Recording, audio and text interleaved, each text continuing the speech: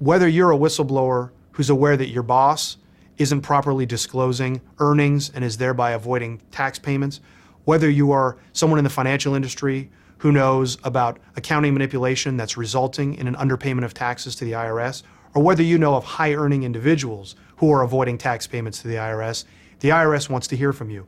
And Hagens Berman represents those whistleblowers in bringing that information to the IRS. Under the Dodd-Frank Financial Reform Act, whistleblower programs were adopted under both the Commodity Futures Trading Commission and the Securities and Exchange Commission. And under both of those agencies, whistleblowers are encouraged to come forward with information about fraud. Under the Commodity Futures Trading Commission program, similarly to the SEC program, a whistleblower is entitled to recover between 10 and 30% of any commission recovery against persons or entities that violate the Commodities Exchange Act.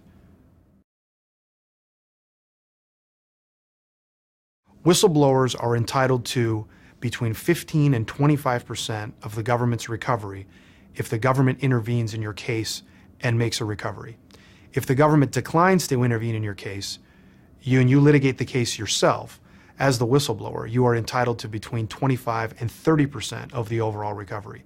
And some of these recoveries are in up into the billions of dollars.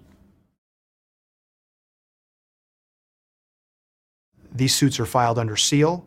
The seal is strictly enforced. It all remains confidential. The company or persons that you've identified as committing fraud are not aware of the case when it is filed. The important thing for a whistleblower to know is that if they report fraud, the False Claims Act protects them from retaliation by their employer.